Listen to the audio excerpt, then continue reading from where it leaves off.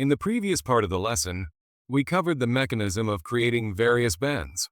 But for sheet parts, besides the final 3D model, the layout is crucial, that is, the sheet metal detail unfolded onto a plane.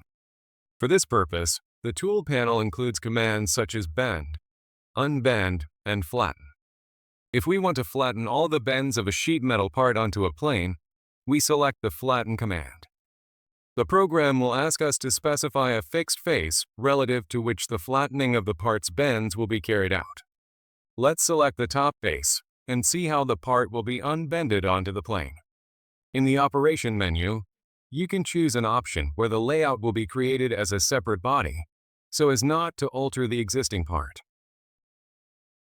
In addition to the automatic unbending of all bends of the part, the command panel has the Unbend operation.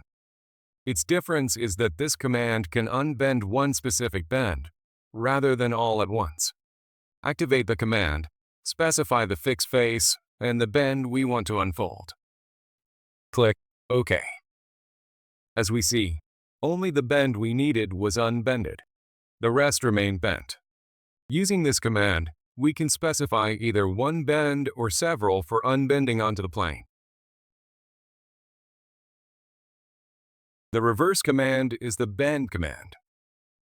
Activate the command, specify the fixed plane, and select the bend that we want to bend.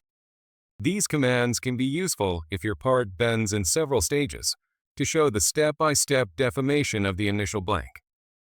Thank you for your attention.